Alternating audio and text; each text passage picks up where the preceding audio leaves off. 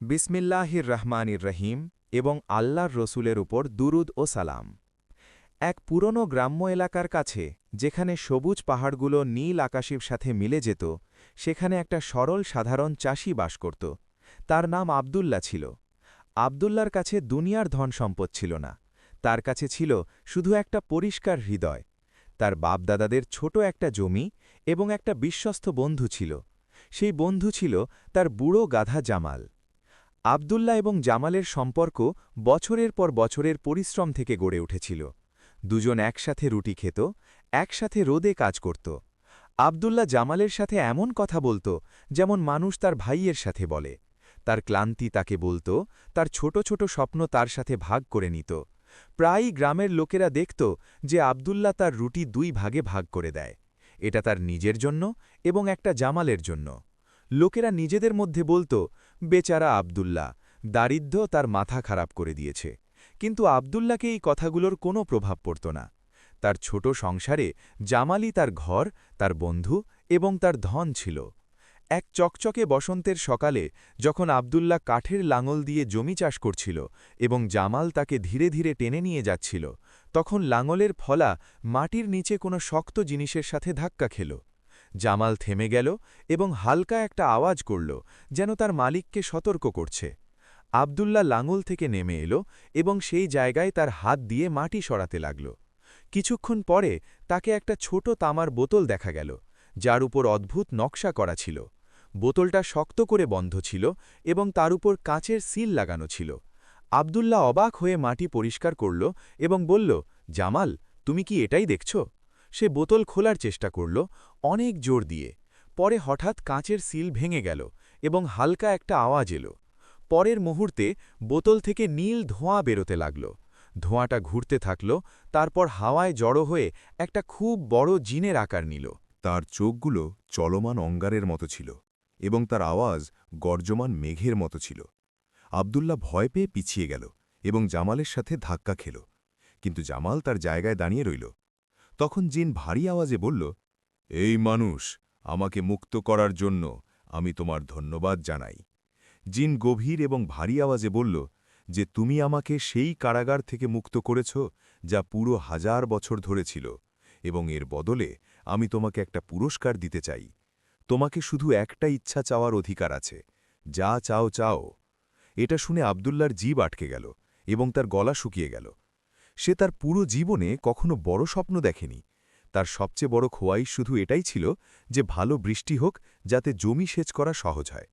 সে তার রুক্ষ এবং ফাটা হাতের তালুর দিকে তাকাল, তারপর তার পুরনো এবং প্যাচ লাগানো কাপড়ের উপর নজর দিল।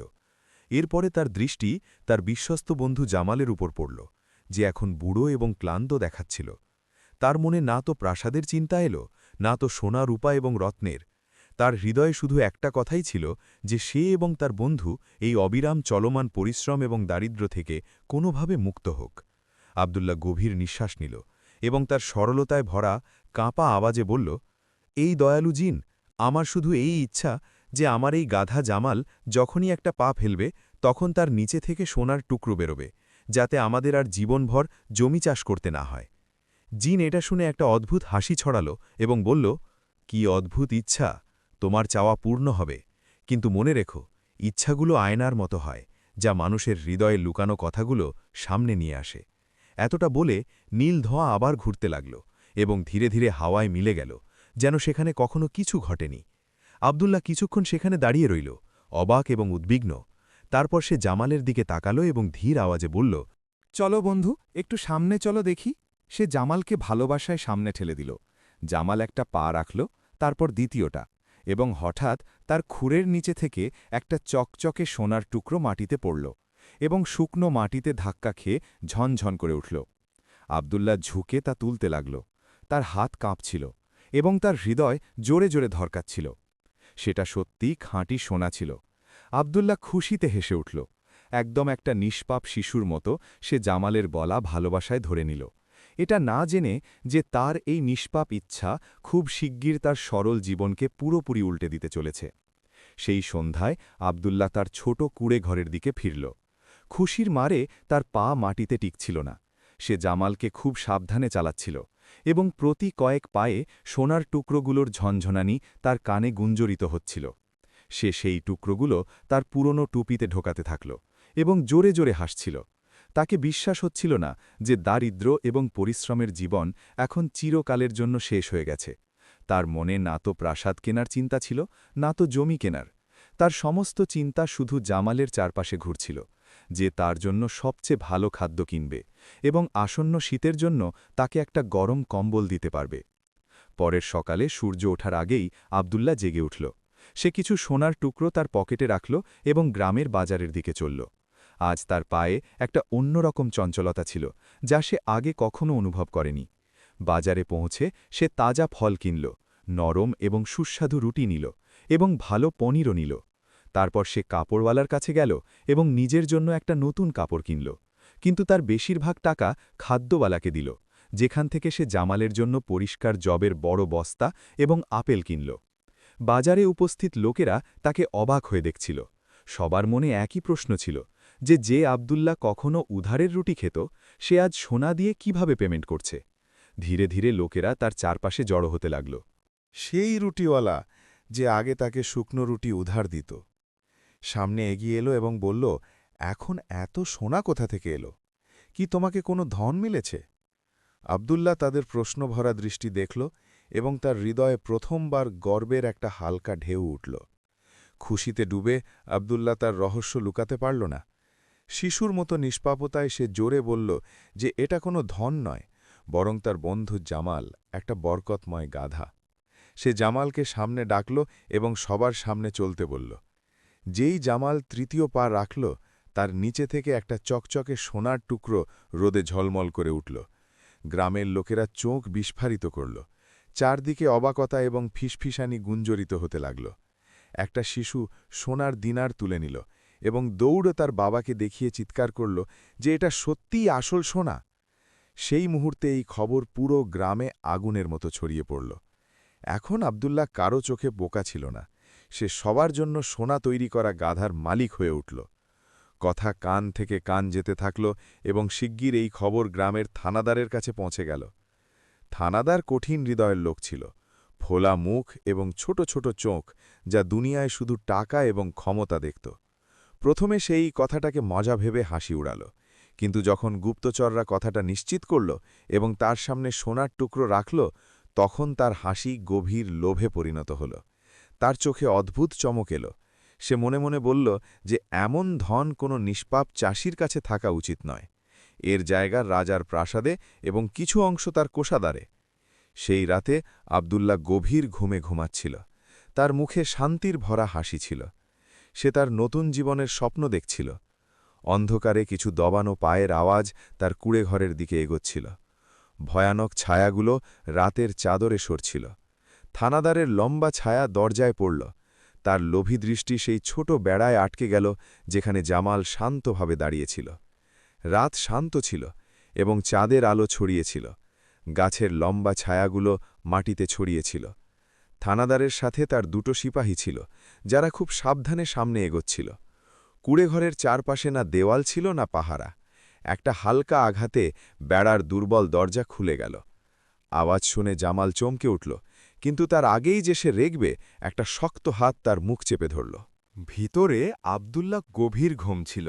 তার ঠোঁটে হালকা হাসি ছিল, যেন সে স্বপ্নে সবুজ মাঠে তার বন্ধুর সাথে দৌড়াচ্ছে।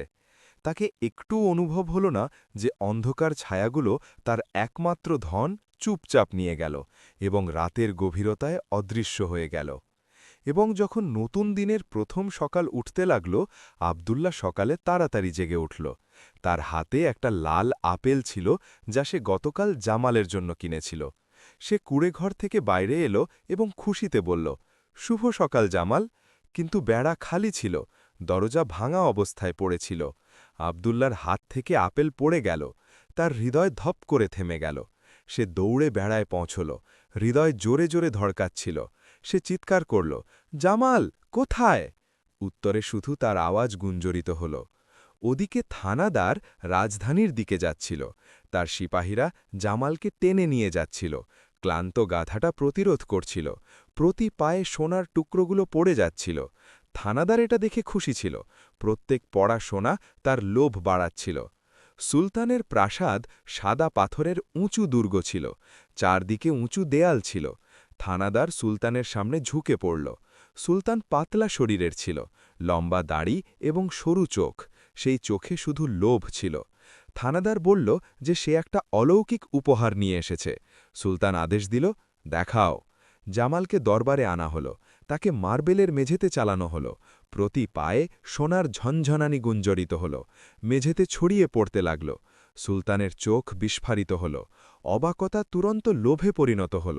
সে চিৎকার করল, এই গাধা এখন আমার। সে থানাদারকে রূপার ছোট থলে ছড়ে দিল, বলল, এটা তোমার পুরস্কার, এখন যাও। তারপর সুলতান আদেশ দিল, এই গাধাকে রাজকীয় আস্তাবলে নিয়ে যাও, চাকর লাগাও, দিন রাত সোনা জড়ো করো। জামাল তার নতুন সোনালী কারাগারে চলে গেল। লোকেরা তাকে বন্ধু নয়, শুধু সোনা তৈরির সাধন ভাবত। ওদিকে আবদুল্লাহ গ্রামে একা রইল। সে জমিতে ঘুরে বেড়াত, বারবার জামালের নাম ডাকত। তার মিষ্টি ইচ্ছা এখন একটা ভয়ানক স্বপ্ন হয়ে গেছে। প্রাসাদে সোনার জ্বর ছড়িয়ে পড়ল। সুলতান জামালকে থামিয়ে না দিয়ে চালানোর আদেশ দিল। বুড়ো গাধাটা ঘুরতে থাকল এবং সোনার স্তূপ জমতে থাকল।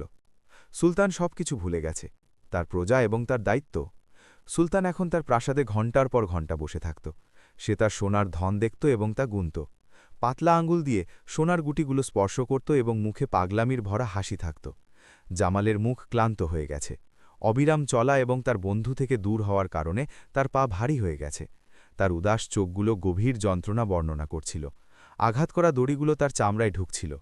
তাকে না খাবার মিলল না পানি। সবার মনোযোগ শুধু সেই সোনার উপর ছিল যা তার নিচে পড়ত। তৃতীয় দিনে কিছু অদ্ভুত ঘটল। আবদুল্লার ভালোবাসার ইচ্ছা পরিষ্কার ছিল, কিন্তু সুলতানের লোভ নোংরা এবং গভীর ছিল। যেই একটা চাকর ঝুঁকে নতুন সোনার টুকরো তুলতে লাগল, সে চিৎকার করে উঠল। টুকরোটা সোনার নয়, কালো ধাতুর ছিল, দুর্গন্ধযুক্ত গন্ধে ভরা। তারপর ধীরে ধীরে জামালের নিচে পড়া প্রত্যেক টুকরোর রং বদলে গেল। সব সোনার স্তূপগুলো ধীরে ধীরে ফ্যাকাশে হতে লাগল। চমক সোনার রদির মতো নয়, বরং কয়লার মতো কালো এবং নির্জীব হয়ে গেল। সমস্ত হাওয়া বিষাক্ত গন্ধে ভরে গেল। চাকর এবং সিপাহীরা কাশতে লাগল, চোখ লাল হতে লাগল। সুলতান রাগে চিৎকার করল এবং সোনা স্পর্শ করে দেখল। সেটা ঠান্ডা এবং রুক্ষ ছিল, আগের মতো নরম এবং গরম নয়। সে চিৎকার করল, এটা কি অভিশাপ? আমার সোনা কোথায় গেল? কালো হাত এবং ধাতুর কালো স্তূপ দেখে সুলতান পাগল হয়ে গেল। প্রাসাদ যা কখনো সোনার চমকে ঝলমল করত, এখন অন্ধকার এবং দুর্গন্ধে ভরা ছিল। চিকিৎসক এবং মন্ত্রীরা অবাক ছিল। চাকররা ফিসফিস করছিল যে এটা সব জামালের কারণে হয়েছে। সে কোনো অলৌকিক নয়, বরং অভিশাপ, কারণ সুলতানের লোভ খুব বড় ছিল। চাকররা সোনা জড়ো করা বন্ধ করে দিল। জামাল একা, ক্ষুধার্ত এবং ক্লান্ত রুকে সেখানে দাঁড়িয়ে রইল। তার চারপাশে মৃত সোনার স্তূপ ছিল, যা সুলতানের স্বপ্নের শেষ দেখাচ্ছিল। সুলতান দেখল যে জামাল ক্লান্ত হয়ে দাঁড়িয়ে আছে। সে আঙুল দিয়ে তাকে ইশারা করল এবং চিৎকার করল, এটা সব সেই নিষ্পাপ চাষির কারণে হয়েছে, তাকে তুরন্ত নিয়ে এসো। সুলতান তার সিপাহীদের পাঠালো। তারা আবদুল্লার গ্রামে যাচ্ছিল। এখন তাদের উদ্দেশ্য শুধু সোনা নয়, বরং আবদুল্লাকে ধরা, কারণ তার নিষ্পাপ ইচ্ছা সুলতানের লোভ জাগিয়েছে। সেখানে আবদুল্লা গ্রামে একা রইল। দিনের পর দিন সে ফ্যাকাশে এবং ক্লান্ত হয়ে যেত। সে জমিতে ঘুরে বেড়াত, খালি বেড়ায় বসত এবং অনুভব করত যে তার আত্মা কোথাও হারিয়ে গেছে। সত্যিকারের সোনা এখন তার জন্য শুধু স্মৃতি হয়ে গেছে। সুলতানের সোনা এখন কোনো অর্থ রাখে না। সব চকচকে টুকরোগুলো এখন অকেজো লাগছিল। কিন্তু জামালের নেক এবং তার সঙ্গ কোনো সোনার থেকেও বেশি মূল্যবান ছিল। আবদুল্লাকে রাগ এবং দুঃখ হল। সে চিন্তা করত যে সে তার রহস্য সবাইকে বলে দিয়েছে। কিন্তু জামাল শুধু তার বন্ধু নয়, তার জীবনের অংশ ছিল। একটা চাঁদনি রাতে যখন সে তার ছোট কুড়েঘর থেকে আকাশ দেখছিল, সে সিদ্ধান্ত নিল, আমি এটাকে এমন ছেড়ে দিতে পারব না। জামাল আমার বন্ধু, আমি তাকে লোভ এবং প্রতারণার হাতে ছেড়ে দেব না। সে একটু শুকনো রুটি নিল এবং পায়ে হেঁটে রাজধানীর দিকে বেরিয়ে পড়ল। দিন এবং রাত চলতে থাকল। পা ফেটে গেল, ঠোঁট শুকিয়ে গেল, কিন্তু হৃদয় তাকে সামনে এগিয়ে নিয়ে যাচ্ছিল। শেষে সে উঁচু দেওয়ালের সামনে পৌঁছল। প্রাসাদ দূর থেকে দুর্গের মতো দেখাচ্ছিল। কত কঠিন ছিল একা চাষির জন্য এটাকে পার করা। আবদুল্লা রাতের অপেক্ষা করল। ধীরে ধীরে দেওয়ালের চারপাশে ঢুকল। একটা পিছনের গেট থেকে চুপিসারে ভিতরে ঢুকল এবং স্তূপের পিছনে লুকিয়ে গেল। ভিতরে প্রাসাদে বিশৃঙ্খলা ছিল। খারাপ গন্ধ সর্বত্র ছড়িয়েছিল। লোকেরা ভয় এবং উদ্বেগে ছিল। আবদুল্লা তার হৃদয়ের কথা শুনে সোজা রাজকীয় আস্তাবলের দিকে গেল এবং সেখানে তার বন্ধুকে পেল, একা, দুর্বল, ক্লান্ত, কালো ঠান্ডা ধাতুর স্তূপের মাঝে। আবদুল্লার হৃদয় ভেঙে গেল। সে ধীরে বলল, জামাল, জামাল। সির তুলল। সে দেখল যে তার বন্ধু এসেছে এবং দুঃখভরা নেক বের করল। আব্দুল্লাহ দৌড়ে গেল এবং তাকে গলা জড়িয়ে ধরল। চোখ থেকে অশ্রু ঝরছিল। আমি এখানে আছি, এখন তোমাকে ছেড়ে দেব না। এই মুহূর্ত যেন সময় থেকে চুরি করা। দুটো ভাঙা হৃদয় আবার গরম হয়ে উঠিল। কিন্তু নেকের আওয়াজ গার্ডদের মনোযোগ আকর্ষণ করল। দুটো বড় সৈন্য এলো, একটা চিৎকার করল, তুমি কে, এখানে কি করছো? আব্দুল্লাহ বলতে পারার আগেই তারা তাকে ধরে নিল। সে লড়াই করার চেষ্টা করতে থাকল, কিন্তু শুধু জামালের কাছে থাকার জন্য। কিন্তু শক্তি তার সাথে ছিল না। তাকে সুলতানের সামনে দাঁড় করানো হল। প্রাসাদের হাওয়ায় মৃত সোনার দুর্গন্ধ ছিল। সুলতান তাকে দেখল এবং ক্রোধে আগুনের মতো জ্বলে উঠল। তো এটাই জাদুকর চোর, তুমি আমার সোনার স্তূপকে কালো ধাতুতে পরিণত করেছ? আব্দুল্লাহ কাঁপতে কাঁপতে বলল, মালিক, আমি কিছু করিনি। এটা শুধু আমার বন্ধুত্বের নিষ্পাপ ইচ্ছা ছিল। আমি জামালকে বাঁচাতে চেয়েছিলাম। সুলতান চিৎকার করল, তোমার একটাই অপরাধ, তুমি জীবিত আছো। তোমার একমাত্র সাজা মৃত্যু। কাল সূর্য ওঠার সাথে সাথে জনসমক্ষে তোমাকে মারা হবে, যাতে সবাই শিক্ষা পায়। যে কেউ সুলতানকে ধোঁকা দেবার চিন্তা করে তাকে অন্ধকার ঠান্ডা কারাগারে ফেলে দেওয়া হল। আব্দুল্লাহ মাটিতে বসে রইল। আশার আলো এখন তার জীবন থেকে চলে গেছে। সে শুধু জামালকে বাঁচাতে ব্যর্থ হয়নি, বরং তার নিজের জীবনও হারানোর কগারে ছিল। পুরো রাত অন্ধকার কারাগারে কাটল। শুধু পানির ফোঁটার আওয়াজ এবং জামালের স্মৃতি তাকে কিছুটা সান্ত্বনা দিত। আব্দুল্লাহকে মৃত্যুর ভয় ছিল না, ভয় ছিল এই যে সে তার বন্ধু থেকে দূরে মরবে। এই চিন্তা করতে করতে তার কানে জাদুকরী জিনের আওয়াজ গুঞ্জরিত হল। একটাই ইচ্ছা, কিন্তু মনে রেখো, ইচ্ছাগুলো হৃদয়ের সত্যতা দেখায়। যদি পথ বন্ধ লাগে তাহলে সত্যতাকে গ্রহণ করো, এটাই সবচেয়ে বড় জাদু। যেই প্রথম সূর্যের রশ্মি কারাগারে এলো, দরজা খুলল এবং আব্দুল্লাহকে হাত পা বাঁধা নিয়ে জনসমক্ষে মাঠে আনা হল। সব লোক জড়ো হয়েছে। কেউ কৌতূহলী ছিল, কেউ তাকে নিচু দেখতে এসেছে, এবং কারোর চোখে সহানুভূতি ছিল। সুলতান এবং থানাদার তাদের সিংহাসনে বসেছিল। সুলতানের মুখে বিজয় এবং অহংকার স্পষ্ট ছিল। আব্দুল্লাহকে ফাঁসির কাঠে রাখা হল। হাওয়া ছাড়া কোনো আওয়াজ ছিল না। ফাঁসির কর্মকর্তা জিজ্ঞাসা করে, তোমার কি শেষ ইচ্ছা আছে?